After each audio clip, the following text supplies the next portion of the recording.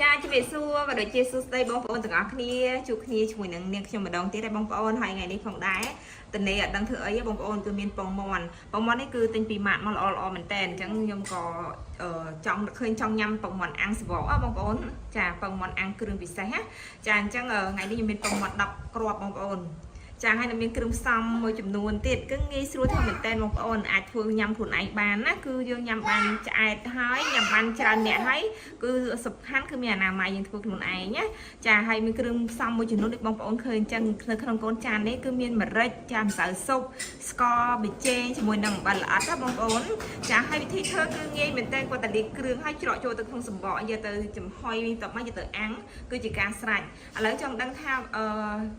ចាការអាំងលាយគ្រឿងយ៉ាងម៉េចរបស់ខ្ញុំហ្នឹងបងប្អូនអាចទស្សនាវីដេអូនេះទាំងអស់គ្នាចាឥឡូវយើងមានពងមាន់10គ្រាប់នេះលាងសម្អាតរួចរាល់ហើយបងប្អូនអញ្ចឹងបងប្អូនកុំភ្លេចលាងណាដុសថ្នមមកហើយបន្ទាប់មកយើងយកគោះចាអញ្ចឹងបងប្អូនគោះវានៅផ្នែកខាងធំណាដើម្បីងាយស្រួលចាស្រួលច្រកចូលចាអញ្ចឹងយើងគោះវាតិចតិចបងប្អូនកុំឲ្យវាបែកខ្លាំងពេកចាអញ្ចឹងយើងគោះវាមកល្មមទៅមិនបាច់ធំពេកទេបងប្អូនកុំឲ្យពិបាកចាឥឡូវយើងចាក់ចូលចានេះតែយើងគោះវាទាំង10គ្រាប់ឲ្យយកសុទ្ធខាងក្នុងចេញមកក្រៅសិនណាបងប្អូនចាហើយថ្នមដៃមែនតើដើម្បីកុំឲ្យសម្បកវាចូលទៅក្នុងពងទាពងមាន់របស់យើងអញ្ចឹងណា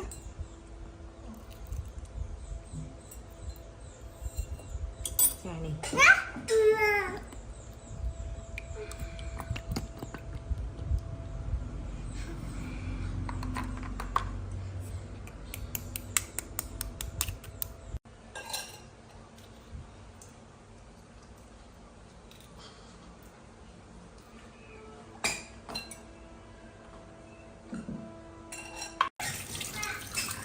ចាបងប្អូនឥឡូវយើងវាយសម្បកពងមាន់ហើយឥឡូវនេះខ្ញុំចាប់ផ្ដើមសម្អាតចាសម្អាតឬក៏យើងចិតចង់មួយមាត់សម្បកពងទាឲ្យស្អាតចឹងណាបងប្អូនពងមាន់បងប្អូននឹងចិត្តទៅច្រឡំដើម្បីកុំឲ្យវាមានជាតិសម្បកប្រឡាក់នៅនឹងយើងញ៉ាំទៅវាអត់ឆ្ងាញ់ណាតែយើងលាងមួយហើយសម្អាតខាងក្នុងដែរបងប្អូនចាឲ្យបោកបេះអាណាលេះចោលដែរកុំឲ្យយើងញ៉ាំទៅវាចូលទៅក្នុងមាត់យើងវាអត់ឆ្ងាញ់ណាបងប្អូនចាឥឡូវយើងសម្អាតហើយយើងកាត់វាឲ្យស្ងួតយើងលាយគ្រឿងហើយយើងនឹងច្រកចូលតែម្ដងសម្បកពងទារបស់យើងណាអូខ្ញុំច្រឡំតែពងទារហូតពងមាន់គឺសម្អាតហើយយើងកាត់វាអញ្ចឹងហើយយើងមកលាយគ្រឿងចាឥឡូវយើងចាប់ដើមកូរមើលសិនគេលោកមានសម្បកអីចឹងយើងរើសចេញណាបងប្អូនចាអញ្ចឹងបងប្អូនមានម៉ាស៊ីនបងប្អូនវាយម៉ាស៊ីនក៏បានដែរតែខ្ញុំធ្វើតិចតួចហើយនេះចឹងខ្ញុំកូរដៃទេបងប្អូនវាយវាឲ្យស្មើសាច់សិនណាឲ្យពងសនិងពងក្រហមរបស់យើងចូលគ្នាឲ្យល្អ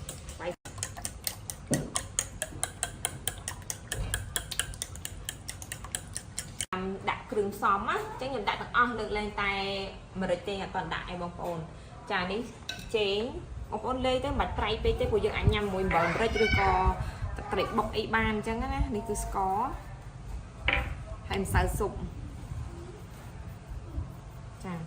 យើងលេងរសជាតិឡំឡំឯងតាមចំណូលចិត្តណាហើយខ្ញុំវាយវាចូលជាម្សាទៀតចាបងប្អូនវិធីធ្វើពងមាន់យើងគឺខ្ញុំតែងតែច្រោះដើម្បីអីដើម្បីកុំឲ្យពងមាន់យើងវាម៉ត់លបាយហើយក៏ច្រោះនៅនេះដែរបងប្អូនច្រោះនៅកំតិចពងមាន់អីចឹងយើងហូបស្និតសម្រាប់ខ្ញុំណាបងប្អូនអត់ច្រោះក៏បានដែរនេះវាអត់ទេនៅបាតនោះវាមានកំតិចពងមាន់ណាបងប្អូនចាយើងធ្វើអញ្ចឹងទៅវាពងមាន់របស់យើងហ្នឹងគឺវាឡើងលបាយម៉ត់ល្អឃើញទេបងប្អូនចាអញ្ចឹងមិញហ្នឹងខ្ញុំលាយគ្រឿងអត់តដាក់ម្រេចទេឥឡូវខ្ញុំដាក់ម្រេចបងដោយសារតែយើងចាំច្រោះសិនណាហើយម្រេចគឺខ្ញុំដាក់ច្រើនមែនតើព្រោះដាក់ម្រេចច្រើនទៅគឺឆ្ងាញ់ណាបងប្អូនចានេះគឺក្បួនខ្ញុំធ្វើគឺខ្ញុំដាក់ម្រេចក្នុងក្រោយអញ្ចឹងនិយាយទៅពងមាន់ប៉ុណ្ណឹងគឺវាលបាយព្រោះអីវាមានតែពណ៌សពេលដែលយើងច្រោះទៅគឺស្អាតទាំងសម្បកពងមាន់ក៏ដូចជាសាច់ពងមាន់របស់យើងវាឡើង smooth ល្អអញ្ចឹងណាបងប្អូនល្អមែនតើរួចរាល់ហើយ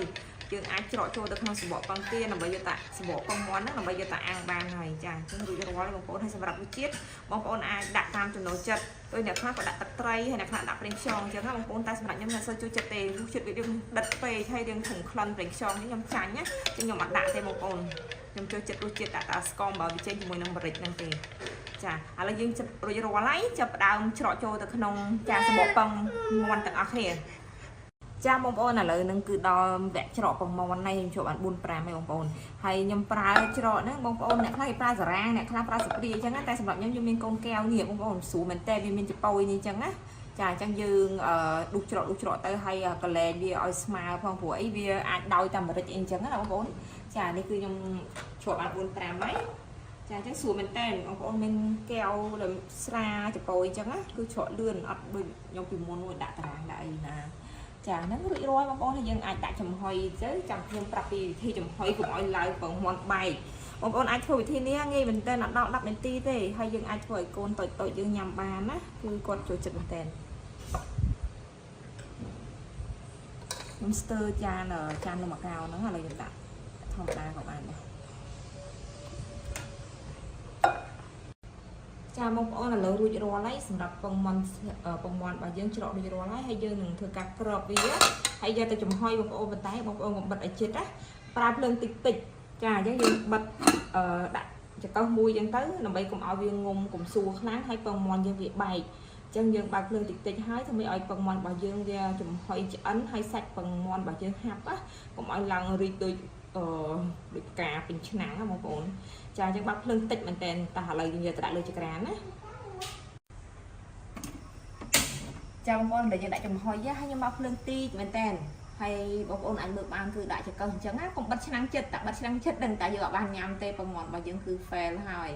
ឥឡូវនេះខ្ញុំប្រើភ្លើងតិចមែនតើឥឡូវនេះខ្ញុំប្រើប្រហែលជាប៉ុណ្្នឹងទេបងប្អូនប្រើភ្លើងតិចទៅដើម្បីឲ្យវាឆ្អិនល្អឲ្យវាឡើងណាចាឥឡូវយើងប្រើពេល5 10នាទីចាបងប្អូនឥឡូវនេះពងមាន់របស់យើងបានចាស់ហើយបងប្អូន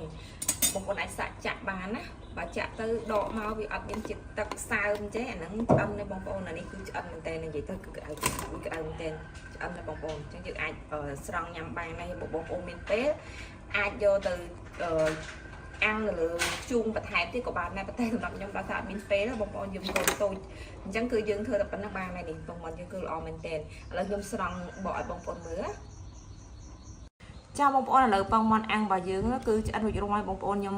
ចូលចិត្តរសជាតិម្រេចក្រាស់មែនតើណាបងប្អូនបកហើយអញ្ចឹងគឺចេញម្រេចគឺក្រាស់មែនតើហើយរសជាតិគឺឆ្ងាញ់មែនតើបងប្អូនអាចសាកត្របងធ្វើបានណាដោយសារយើងធ្វើខ្លួនឯងទៅយើងញ៉ាំឆ្ងាញ់ហើយអនាម័យចាហើយសម្រាប់វិធីចាពងមាន់អាំងទាំងសម្បករបស់ខ្ញុំគឺមានតែប៉ុណ្្នឹងហើយបងប្អូនអាចសាកល្បងធ្វើបានងាយបងប្អូនឃ្លានអីទិញគេញ៉ាំអត់ឆ្ងាញ់អត់ត្រូវចិត្តអីអាចសាកល្បងធ្វើខ្លួនឯងបងប្អូនគឺងាយមែនតើចាសម្រាប់វីដេអូរបស់ខ្ញុំនៅថ្ងៃនេះគឺមានតែប៉ុណ្ណេះទេអរគុណច្រើនសម្រាប់ការទស្សនាវីដេអូរបស់នាងខ្ញុំកន្លងមកចាំជួបគ្នាជាមួយនឹងคลิปវីដេអូក្រោយៗរបស់នាងខ្ញុំបន្តទៀតណាអរគុណច្រើនបងប្អូន